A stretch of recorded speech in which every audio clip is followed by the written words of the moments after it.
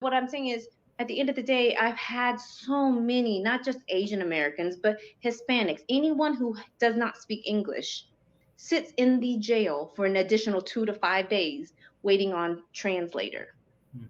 So we ask how we can help. And so now I'm reaching to everyone who speaks another language. If you're Caucasian and you speak 10 other languages, volunteer your talents and Mhm. services by getting whatever you need to get as far as approval wise, and help our judicial system and help those families that are incarcerated, whether wrongfully accused or not, but they don't have anyone to speak and translate for them. And Mhm. so a lot of the Asian Americans, while they were in jail, they'll plead guilty, not knowing what they pled to, Mhm. because all they understand is in and out, go home.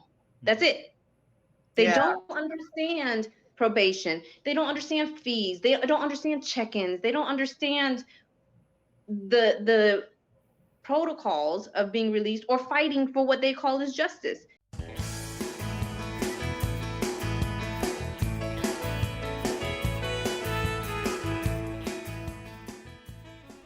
I'm Emily Harmon, host of the Onward Podcast, and I'm honored to bring to you today this Onward Podcast episode entitled Support the Asian American Civil Rights Movement, Actions We All Can Take. The Asian American National Committee, Incorporated, or AANC, is a nonprofit, nonpartisan 501c3 federal tax-exempt organization, and it functions as a national educational, business, and legal services, political, privacy/civil rights, and advocacy organization. Their national office is authorized by the United States federal and state governments to represent all Asian Americans, Pacific Islanders, Native Americans, and others, along with minority, small, and medium-sized businesses throughout the United States and abroad. And they're an official NGO of the United States government. Listen to the painful, honest, and inspiring stories shared by my guests and learn about how listening, understanding, and compassion can help us all move onward together to create a better world. I have several guests today, and they're all on the leadership team of the Asian American National Committee, which was founded by my guest, Tuan Nugent. And today we have Linda, Christina, Chi, and Yafan, and they're all here to tell their stories and to help us learn how we can support the Asian American civil rights movement. Let's get to the interview that was conducted live back in August of 2021. We've got Tuan, Christina. I'm just going in the order that I see you guys on the screen. Yafan, Linda, and Chi. And so I'm so excited that you guys are here. Tuan reached out to me wanting to do an Onward Podcast episode on this topic, all about the Asian American civil rights movement. And he is the founder, chairman, and CEO of the Asian American National Committee, AANC. And Tuan, why don't you tell us all about that committee and a little bit about each guest that you have on the show. We have on the show. Thank you, Emily. Emily Harmon, and thank you for Onward Podcast for inviting us and accepting our invitation.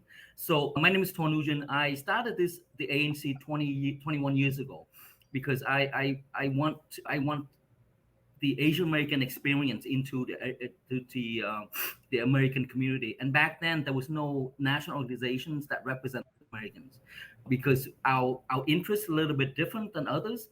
And so I vowed to myself that when I have the opportunity, I would start this organization. So we started in Massachusetts and slowly we're growing to other states.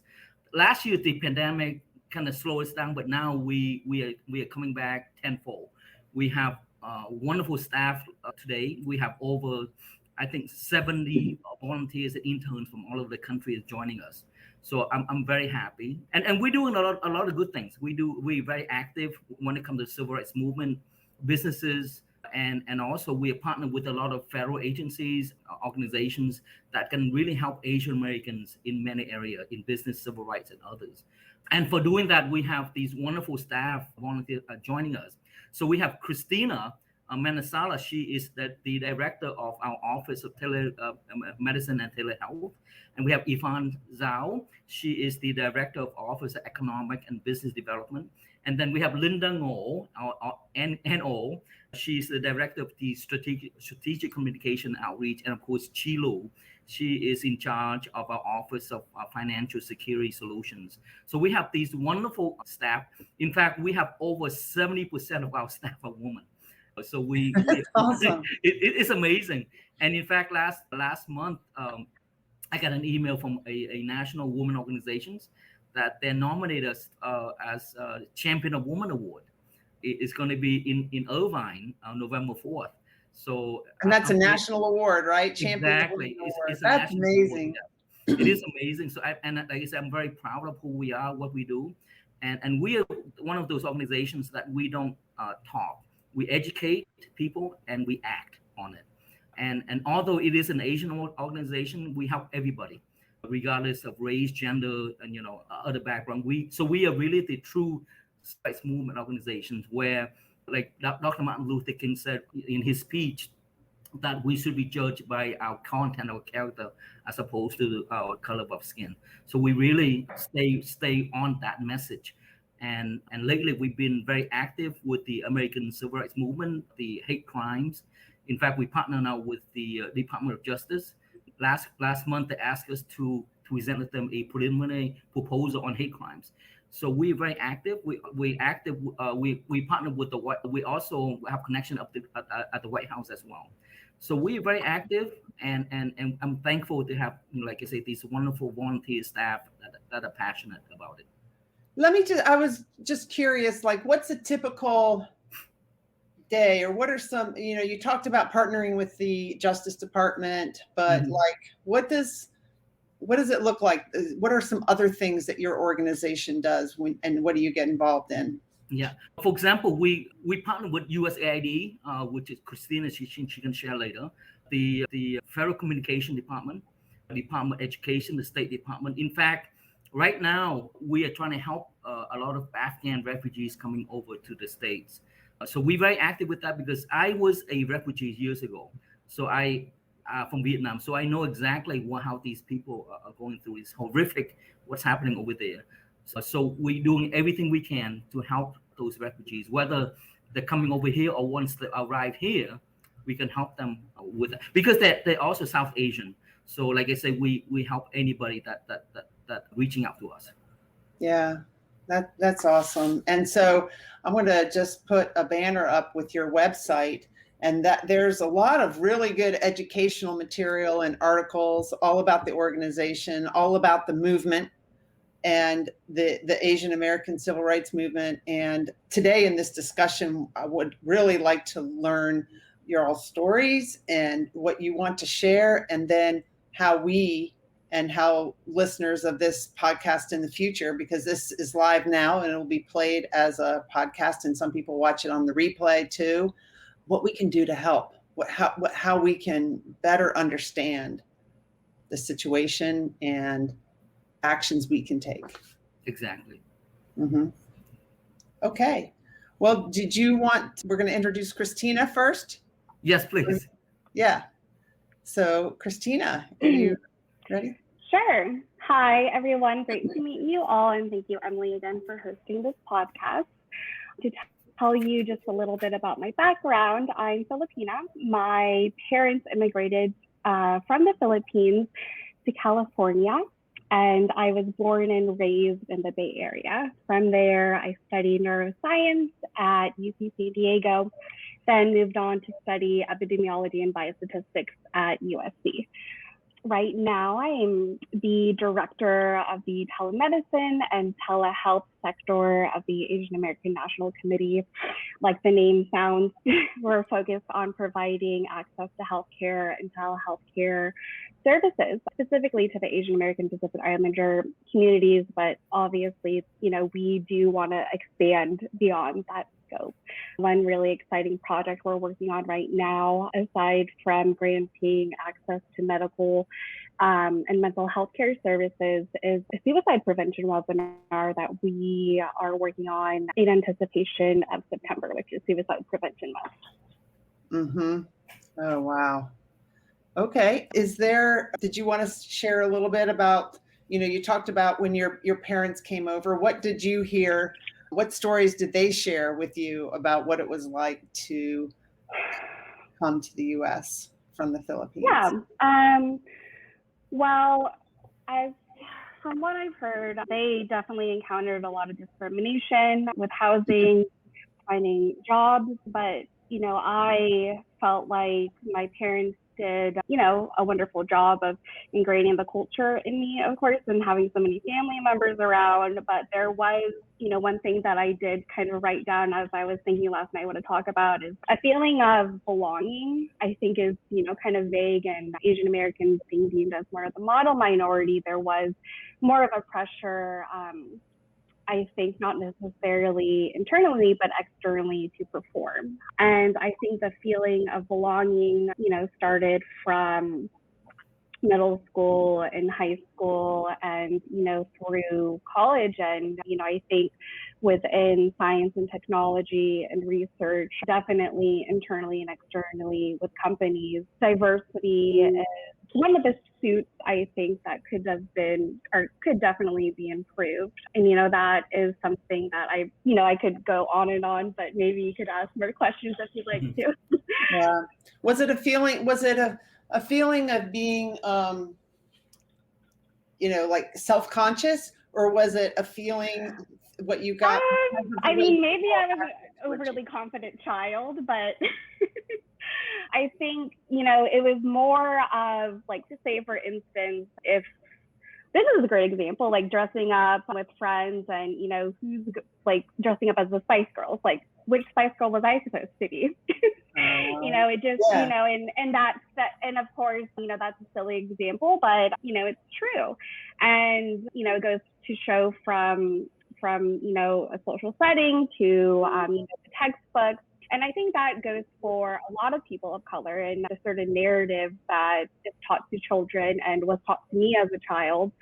And yeah, those are some examples. And I don't think I felt like an outcast, but I do think, not seeing people who looked like me or, even, a slight resemblance to me, I think that in itself was discouraging. But I think now, as I am moving up the ladder and, within work and education, I am sure to tell, the women that I manage and, whether they're a person of color or not, to speak up. And, and if someone echoes their opinion, I would say like, well, it's a great point that, Susan brought that up first. Mm-hmm. But yeah, I do think that, I was quite young when my parents did experience a discrimination in the workplace and, finding housing, things like that. But I do think, the type of discrimination that women, and especially women of color, Asian American women, face in education and in the workplace, it is still significant. And it is something that I think, one can learn to tackle on their own if they're subject to it, and also what others can learn who may not be subjected to direct discrimination but can participate as an active ally. Yeah, an active ally. Be aware, notice. Yeah, very good points. Right. All right, Yvonne. So hi everyone, my name is Yifan Zhao, and I'm currently the Director of Office of Economic and Business Development at AANC. So a little bit about myself, I came to US when I was 16. So this year it was exactly a decade. And I came here alone, and since then I stayed here throughout the whole time by myself with all my families back in China. And I went to high school in Lauderdale, and then I went to college in New York. I studied fashion design at Parsons, and after that I had a very brief working experience, and now I'm a MBA candidate at Boston University. Wow. So, well, like you came over alone, to go to a boarding school or? yes. And so while I was in China, I went to a foreign language school. And so my family was preparing me to study abroad when I was very little. But what they didn't expect it was that I wanted to go to US at such an early age. They wanted me to come here maybe for at least college or later. But I decided to come here when I was in, let me see, in 10th grade. And I think that is what I really appreciate my parents. They respect me so much. I'm the only child in China, and they just respect my choice and they supported me through all the way along. And I came here alone. I went to a private but non-boarding school in Florida, so I have to stay with host families who I thought gonna take care of me as part of the family. And so I spent 2 years with host families, and after graduating from high school, I started to live on my own alone. Yeah. That's amazing. Your story just reminded me of something that I haven't told you guys. I completely forgot. I don't know how, but both of my kids went to a boarding school, and they were kids from China there. And, they didn't go home sometimes for Christmas or Thanksgiving. And so one was from China, one from Hong Kong, and they would stay with me and Tony and Franklin. I remember that now. And they would come, and I went to their graduation, and they would come home and spend Christmas with us. It was so fun to get to know them. Yeah. Yeah, it was. And so what I want to share through my experience is before I came here, and I don't know if everyone's aware of that in China, there is a very great, like how to say, Western privilege, and everyone thinks the Western technology, Western economic, Western education was better than China. So in China, parents spoil kids a lot. They want to give the best to their kids. So if they have the ability to afford, they would love to send their kids study abroad. Yeah. So my parents was one of them. And before I came to US, I thought US was like a paradise. Everything was gonna be fantastic. Everywhere it's gonna look like New York. And exactly. I got influenced a lot by the American movies when I was young. And I haven't been to US at all before 16. And the moment I landed in Fort Lauderdale, it's Hollywood International Airport, I was like, is this really US? Yeah. And it took me like at least 1 month to realize, to admit the fact that this was US. And so that's why I said I'm gonna go to college in New York. Which I applied for Parsons and I got admitted. I was very happy. Then I go to New York. But before I went to New York, I thought New York's gonna look like Times Square everywhere. But it wasn't. But I started to appreciate the culture that New York has. It's much more diversity and a lot like unexpected good things happening. So, but what I learned from this, I feel like there is a unmatched like Eastern perception of the U.S. I think because China, we went through a very hard time of economic development. Everyone has a very high standard, high perception of the U.S. society. Sometimes it's like a little bit maybe not a little bit, but very exaggerated. But on the other side, I noted that U.S. also has not unmatched perception of China or the Asia. For example, when I was staying with my first host family, and they didn't know anything about China, I was very surprised.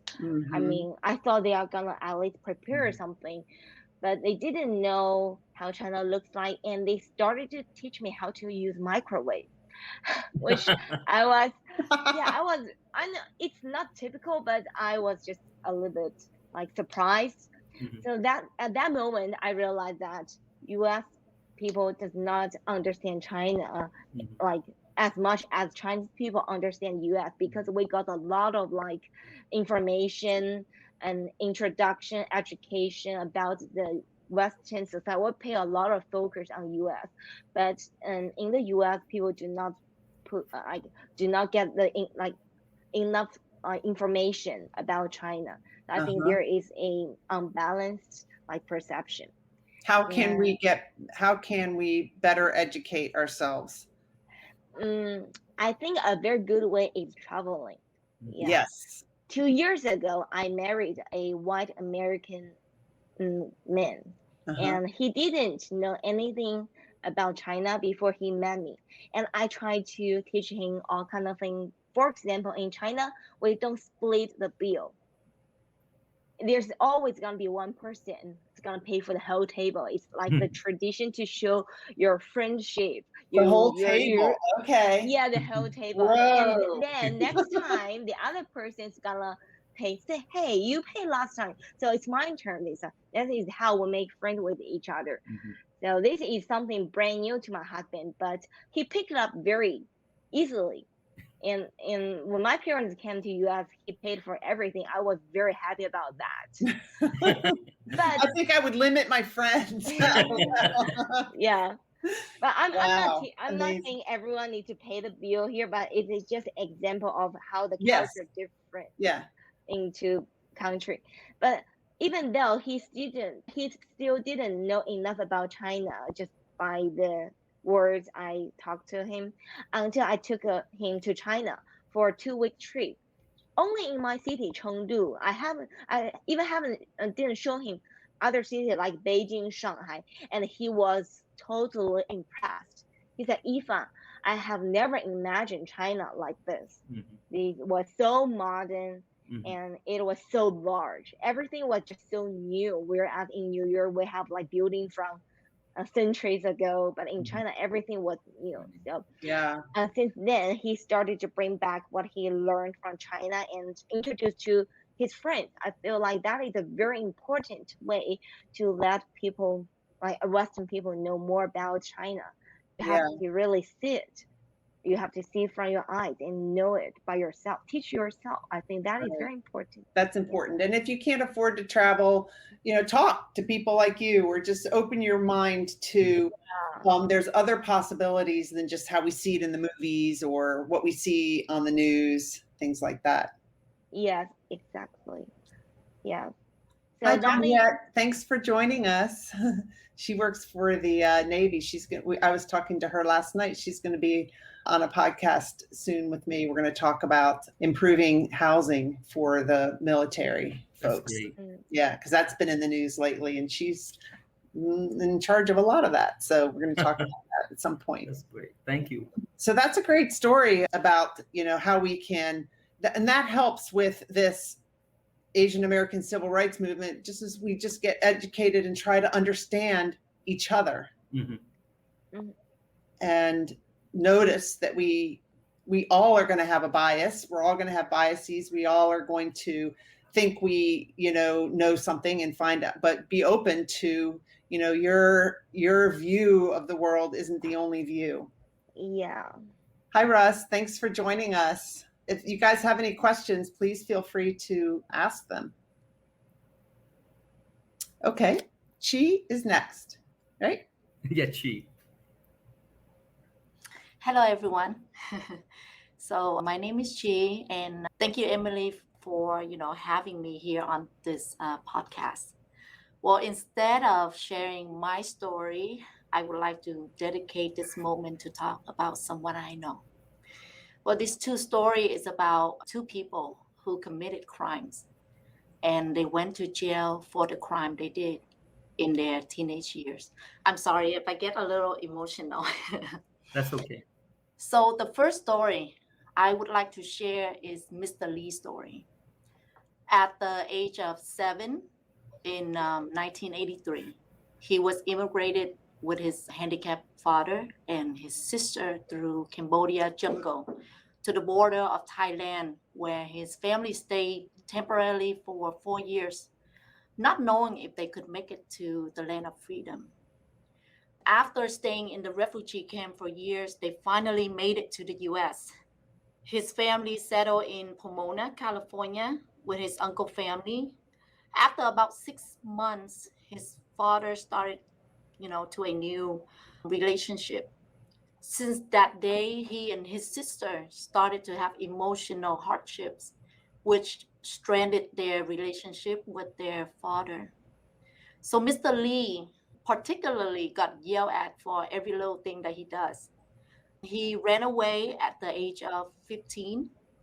He started to asking his friend parents to let him stay with them for a week or 2 weeks just so he can continue to attend school.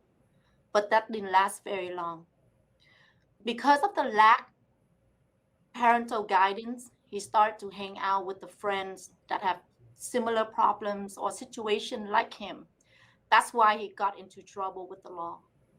Make a long story short, he got into an argument on the freeway, which stemmed from verbal exchanges of Asian hate and discrimination. He then took his friend's gun and shot at the car, but luckily no one was injured. The police took him in at the age of 17. He was charged with attempted murder at the age of 18 as an adult. And he was sentenced to 8 years in jail. But because of good behavior, he then got released after 5 years. Right before he got released, thinking that he will become a free man, the INS official arrested him and transferred him to the immigration detention center. He then spent another year in the immigration detention. And he was told that if he would like to become a free man, he must agree to sign the deportation paper. After he got released from the INS, he started his whole new life journey, by going to work, start paying taxes, get married, and have 4 children. His name right now is still on the deportation list. But because he came to the United States before the 1996, that's why he didn't get deported yet. And the second story is Mr. Ho's story. So he came to the United States at 13, and with his dad and his stepmom. He and Mr. Lee have a very similar family problem. He started hanging out with the wrong friends and got into trouble at the age of 19. He did his time. He came out, started a new life by going to school, getting his degree. He then married to his beautiful wife, and they have 2 little boys together. He started his dream by working hard and building a business of his own. One morning, he went to for a normal annual INS check-in. They took him in and said they will deport him to Vietnam because his name is on the list. He stayed in the detention center for a couple months, and he was deported to Vietnam. And he did mention that, he understand what he did was wrong, and he took fully responsible for it. But he knew that he would get deported, and he's okay with it because at the time he didn't have anything with him yet. He didn't have a family, he didn't have his kids, he didn't have a business. But it's all different now after more than 10 years of getting out from the prison. So, what he felt is that he got everything he wished for, and now starting to see it's fading away. He said that it's so painful to think of his family future because what will his boy do if their father is not around? For me, I always have this question is it okay for Mr. Ho to, someone to starting, dreaming about their future, and then one day it's all shattered and crumbled to the ground because of what he did wrong many, many years ago, and he already paid for it. Don't get me wrong, I'm not trying to defend for these people. I understand if you did something wrong with the law, you must pay for it. But don't you agree with me? Even with us as teenagers, we've done so many things that, as an adult now, we think back, it's so dumb of us, right? And of course, our teenage self would never agree to what we are thinking right now. Right. And especially as when they don't have the guiding or the support from their loved ones. People do make mistakes. And sometimes we continue making the mistake every day. But what I see is that if you make the mistake and you already pay for your mistake, isn't it that it's time to let them start a new future without the fear of deportation? I think it's time to let them be a normal human being. It's time to let them have dreams of building their own future. And for me, I think it should be fair. If they are a good citizen, they all should have a second chance in life. Yeah.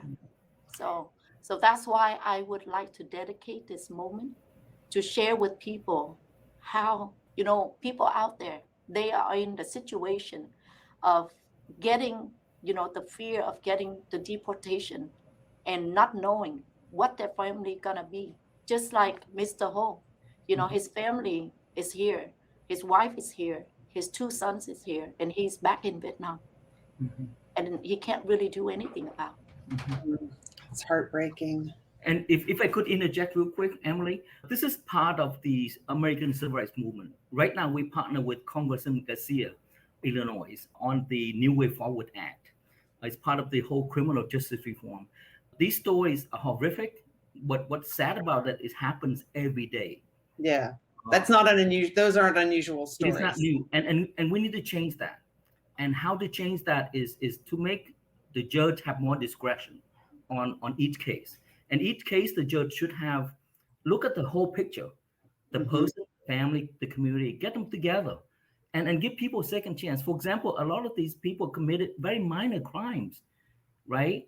And I can see that if someone committed like a serial murder, aggravated rape, I understand that. We don't want those people in the community. But 90% are very minor crimes where people need to give second chance. And a lot of those crimes are because drug alcohol problem. Then send them to treatment programs. Make sure that they abide all by the rules. Get the family involved, the community involved, the priest or whatever involved, and help them. And if that person refuses to change, then let them go back to the justice system again. Because there's so many families in the past few years get deported. And I have young kids. I cannot see, them being without a mom or dad forever. Right. And that's horrible. We need to have passion. We need to have compassion.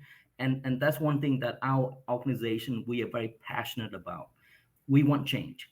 We want fairness. It's like she said, you commit crime. Of course, you get punished for that. But you should not get punished twice for it. Right. And so we need to be compassionate and we need to be fair.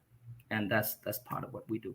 Yeah. And that's part of, one of the reasons we're having this show is for the people who are watching and then the people who watch later and the people who listen later to get curious, to open their eyes and ears and their mind to look at these situations from other points of view and to get curious about what they can do in their communities. Sometimes you feel like, cool, this is such a big deal.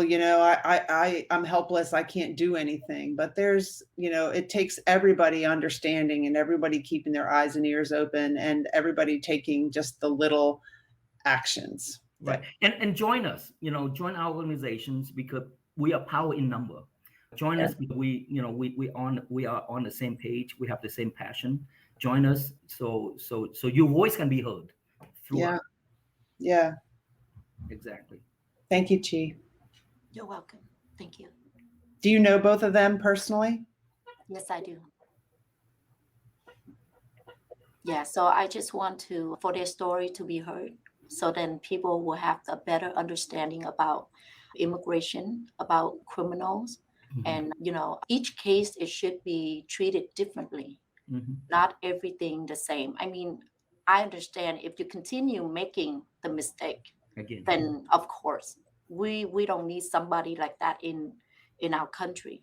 But if somebody who already commit crime, done their time, and they went out being a good citizen, going to work, and as a great regular citizen, why not give them a chance?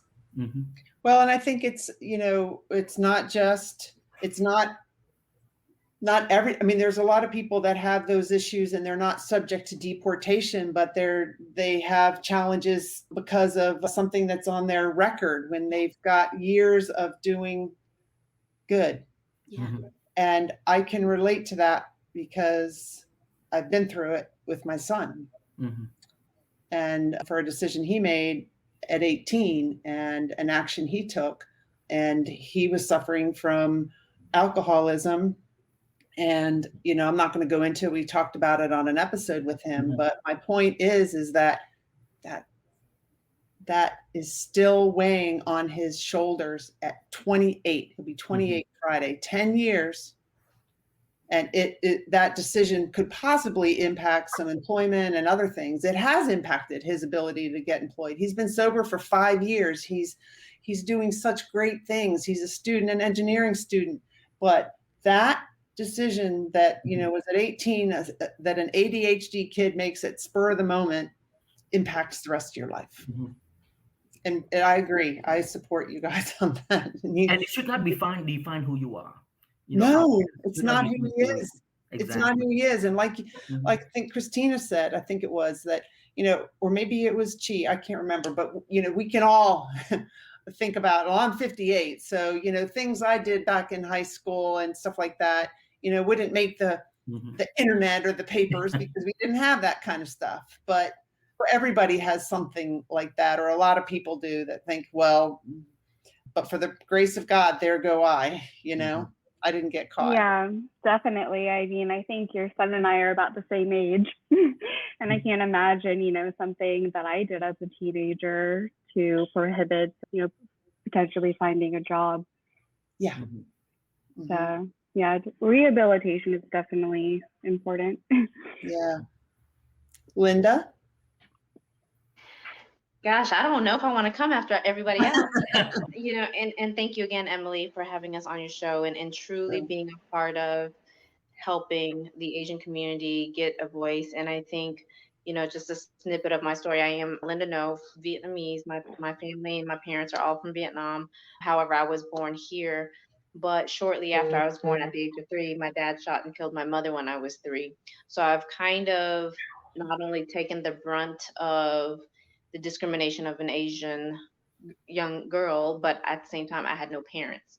So then there's not only discovery of what love and family looks like, but then the hardship of the discrimination. So, I'm sure all of us have kind of all can relate being called names and, things that Asians are always constantly being discriminated. So not only do we get called names, but then we get stuck to terrible stereotype from females being sexual. We're known as the Asian persuasion. So it's a sexual innuendo at all times. So in business, it is tough sometimes because we're given those indecent proposals quite a bit. And I'm sure women of all colors and race has the same thing, but because Asian Americans has that actual stereotype and stigma, we do. And I personally have had to encounter a lot of that on top of, the typical shut up and work, get back to work, because we're supposed to be, Asians are known as the passive community, which I apparently did not get the memo. The director of strategic, hence me being the director of strategic communication.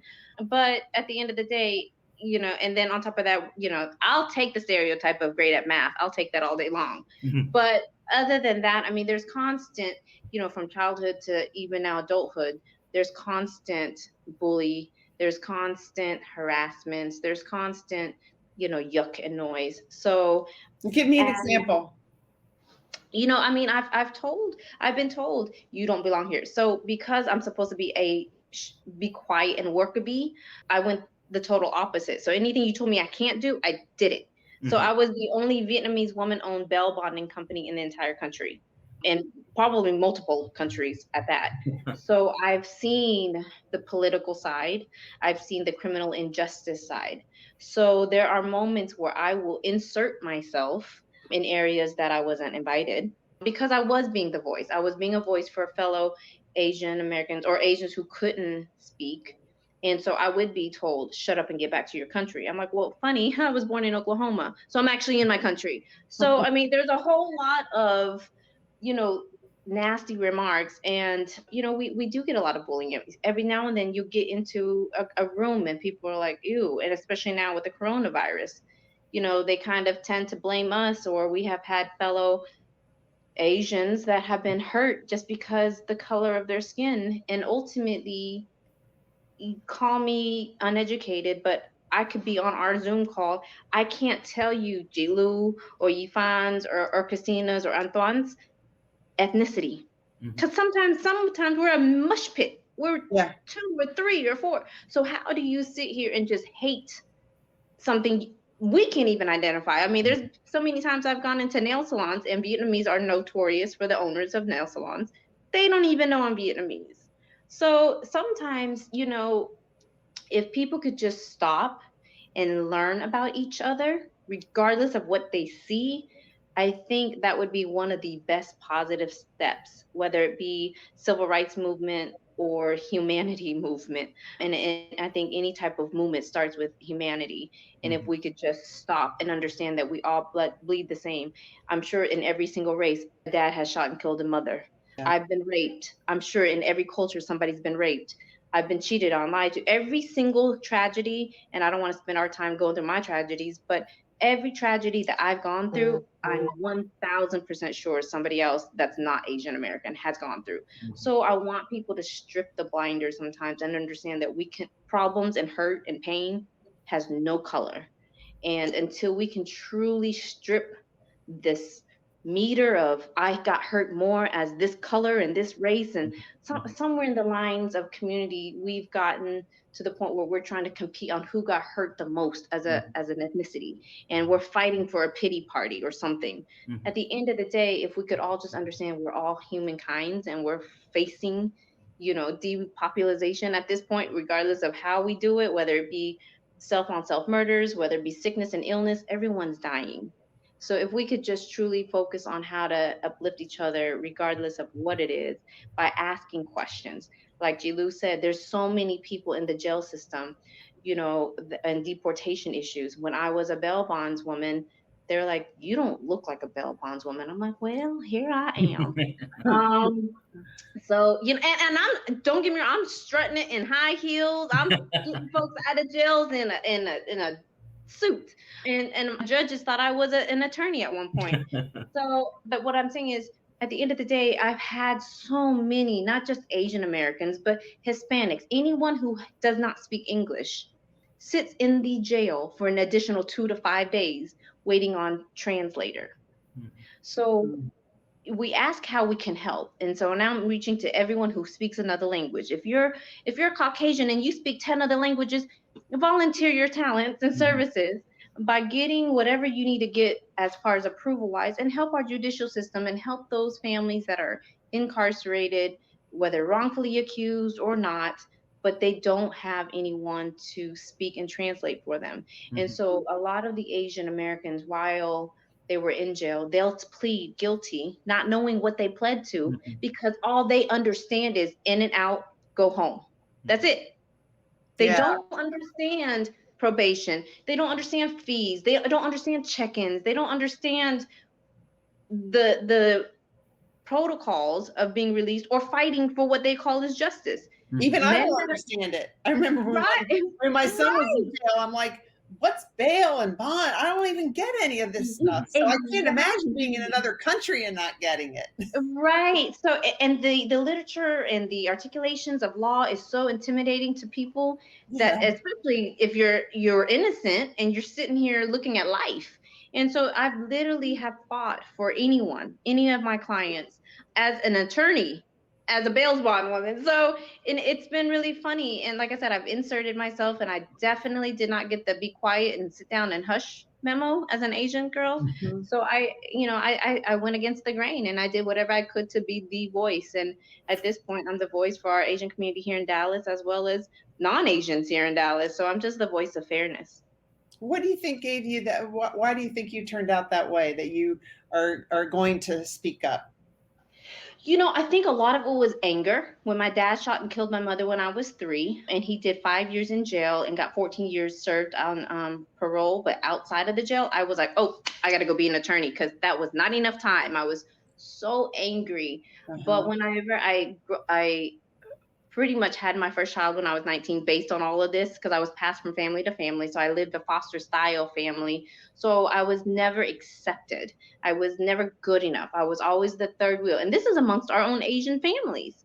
So I just yearned for acceptance. I just yearned for that attention. I just yearned for that you're doing okay. So I joined every darn extracurricular. I was part of dance, band, flag corps, everything, just to try to get a girl, you're doing good, or good girl, but never got it.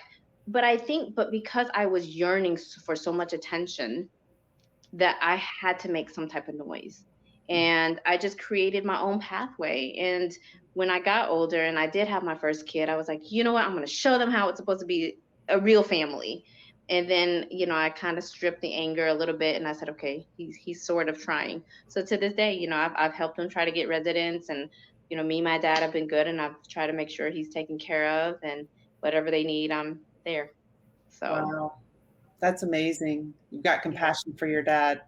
Yes. So the strength of being able to forgive allowed me to navigate through this adulthood a lot more easier, especially going through the bullying and the harassment. So the when I go around, because I also do public speaking and I do a lot of coaching as well, and I heard you did too, Emily. But my meter is your hurt meter. Yeah. The biggest hurt in your life, take that. My biggest hurt was my dad shooting and killing my mother.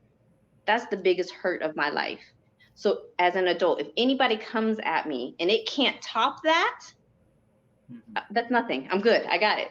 So that's my strength. And that's what I go to psychologically and mentally and spiritually in order to kind of cope with the constant attacks these days.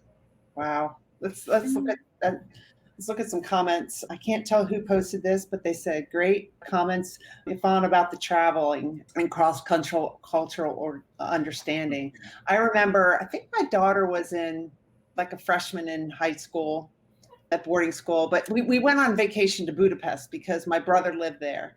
And when we came back, some of her friends were looking at the pictures. I mean, these are like straight A students, you know, they're like, that's what Budapest looks like. I pictured it to have dirt roads. So we just don't know until we go travel and see other places. We just don't realize how we put this image in our head. I don't know where that dirt roads came from, you know, and, you know, but you go to Budapest, you go to China, you know, all these other places, there's Burger King, there's, you know, I mean, it's a big city, just like some of the ones in the US, but we have these other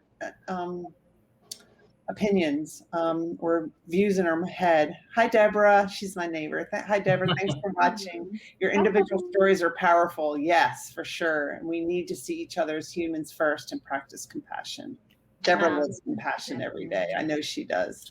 Yes. Thank you, Deborah. And Donjette says, yes, forgiveness releases pain.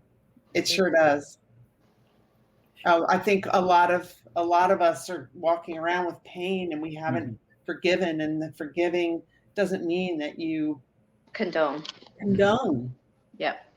But if we can forgive others, we can forgive ourselves too, because I think a lot of us walk around, you know, unaware of our feelings in some ways, and that's how they're then acted out, right?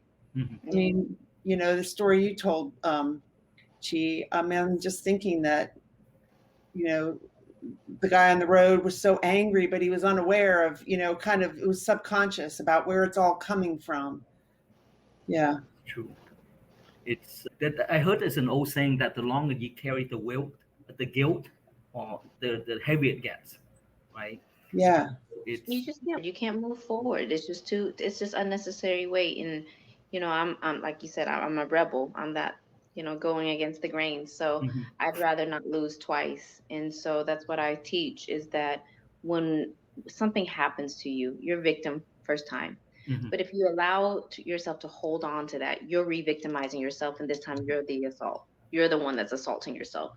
You're the one that's hurting yourself because you won't allow it to go.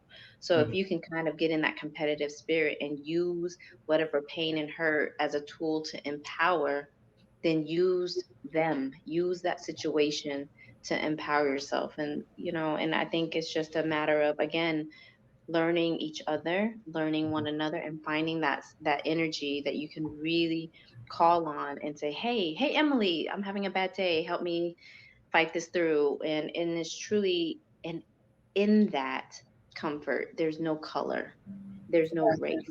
It's just compassion. So there's so many things that we all yearn for, from compassion to forgiveness to love and understanding, that has no color. And if we can truly focus on the bare necessity and strip the fluff and strip the noise, then it truly allows us to be a lot more effective in any type of movements we're trying to achieve. And it starts with us. One of my coaches said, when you point a finger at someone else, Tuan, you, whatever, I've got 3 fingers pointing back at me. So let's look at ourselves and how we can change. If we all look at ourselves and how we can be more compassionate towards ourselves and towards others, it will make the whole world a better place. I agree, Linda. And also our movement, Emily, is apolitical. Okay. We really don't care what political party you're in, what color your skin or your orientation. We are there to understand each other, because for us to understand other people's point of view is that you have to know more about it. That's where compassion comes from. And that is what we're promoting. And we're also promoting that we are not asking for anything more than just being treated as equals, right? Our voice needs to be respected and heard. We're not asking for any more. We bleed just like everybody, like Linda said earlier. And we have pains just like everybody. We suffer just like everybody. A lot of myth that's saying that Asian come to the United States, you get $10,000 cash from the government. I heard that for decades, and those are not true. We work hard, we achieve, and we just want to be a part of the community. We are not asking for any more. And like I say, we're very passionate, dedicated, and loving community, and let's join together. In like I say, in business and also at home. There's a lot of hate crime still happening, and the media hasn't been covering it much. And we want to continue. In fact, we just got a case coming recently. There was a gentleman being pretty bad, and he is hospitalized right now. But the media is not covering it because of various reasons recently. But we don't want people to forget that it's happening. Just because you don't hear it on the news, it doesn't mean it stopped. And just because it's not happening for you or to people, it doesn't mean that it's not happening. Exactly. And I would definitely agree with that.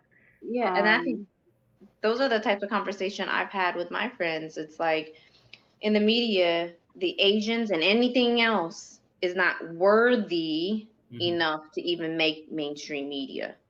We have been abused in this way for so long, but this pandemic heightened it. And I guess the news outlet had nothing else to report. So we were the trending topic for some time. And so, at this point, we're able to take notice and take somewhat of that trend and use it for an education platform. But Emily, for so long, like that man and these stupid attacks on these elderlies, first of all, they can't even speak English. So who are they going to call? They can't call 911 because of what? Help. And then what else? There's nothing else for these Asian Americans to really do to defend for themselves because of that language barrier. So the media doesn't want to give us any coverage because half the time they don't even understand what the hell happened because, again, they can't catch 2 sides of the story. So there's only going to be the visual side and none of the actual truth. So it's only for what they can see what happened based on what they saw on a surveillance camera nearby or what he said or she said. But because of that language barrier, it's so tough for us to even be worthy of media attention. And that's where a lot of our shortcomings are. So I do push a lot of our Asian American women and men to really step up and start finding ways to join media partnerships. I can just imagine being over in another country and not being able to speak their language and the people there hate me and they're performing hate crimes. And how scary could that be? It's terrible. And there's no way to tell if it's old people getting attacked, young people, women, things that you wouldn't have thought of. Like, no matter what country, culture, color, you always think women should be protected. You don't hit women or babies. or children. But based on this Asian hate thing, it's been children, women, elderly, like people you wouldn't even think well, of. that is a really great point. And, just to add to that, I mean, it is a variety. And like you said, in the media, covers mostly elderly, but these data do show that it does go across the board, and it's not just limited to elderly, it's not just limited to non-English speakers, it's all across the board. And I'm in the Bay Area, I live in the East Bay, and I work in South San Francisco, and there's just a flurry of hate crimes right now. And my mom is also in the East Bay, and she doesn't even feel comfortable going on a normal walk. So that, is an issue in itself. Wow. Yeah. Well, as we wrap this up, this is your website, www.aancinc.org. And people can go there. There's lots of great articles. If you want to educate yourself on the Asian American Civil Rights Movement, there's lots of great articles on that website and ways that you can get involved, right? That's right. Yes. Yes. And like I said, we welcome everybody. So like I say, our organization is not Asian American. It belongs to everybody. And everybody is welcome to join, and we respect everybody's opinion. So it's really a great organization. Tuan, at the beginning, you mentioned, the Afghanis that are coming over here to the United States, and that you were in a similar situation coming from Vietnam. And you said you understand how they feel. What do you think? What is it that American citizens can do to help? As they're coming into our communities. Right. Just like Linda and others were saying, that to understand the Afghan people, because once you understand their culture, the religion, then you will start beginning to like them, and you start beginning to love them. They're great people, and we as American, we have a very big heart, so we can absorb them. We can absorb them, help them any way that we can. When they're settled in your community, say hello. Bring an apple pie over, in the dude. I used to live in the Northeast. Apple pie is a big thing, but not in California. But just help them out, because they're really great people. They're really hardworking people. They're just great people in general. So like I say, America is a land of refugees, a land of immigrant like myself. So give people a chance. Just like she was saying, just give people a chance to be a part of our community. And just because you have bad experience for one or two people, it doesn't represent the whole community. You know that. Right. Right. So it's like I said, my heart felt. In fact, when I sent that letter up to President Biden, it was my birthday. So I say, well, maybe have a good luck. And 9 minutes later, that reply. So that's a good sign. Yeah. We want to offer our help. Yeah, as much as we can, and to be American, just to be American. That's what we're promoting. Thank you, Tuan, for reaching out to me and suggesting this topic for the podcast episode. And Christina, Chi, Ifan, and Linda, thank you guys so much for being on the Onward podcast. You're welcome. Thank you so much, Emily, and thank you for everybody who tuned in. And I know you guys could have spent your hour doing something, but the fact that you wanted to learn more and have an insight on the Asian community and just any positive movement is gratitude. So yes, please share. Really, thank you, Emily, for supporting the Asian American movement. Thank you so much. Sure. Yeah. Okay. And thank you, Emily, and thank you everyone who's listening right now. Yes, thank you, everyone, and Emily. Well, thank you everybody for watching. This was a really good episode. I learned from every one of my guests, and I hope that you do too. So the Onward Podcast is all about facing adversity, moving forward, and discovering ourselves along the way. You can find out, I'm a coach. You can find out about my coaching opportunities to work with me on my website at emilyharmon.com. I come here live every Wednesday night at 7:30. And then later on, this is published as a regular Onward Podcast episode 2. So thank you, everybody, for all of you that tuned in. Donjette, Facebook user, I'm not sure who you are, but I'll find out when I go on Facebook. Russ Hedge and Deborah, thank you guys for watching and supporting the show tonight. I appreciate you. Thank you for listening to this important Onward Podcast episode.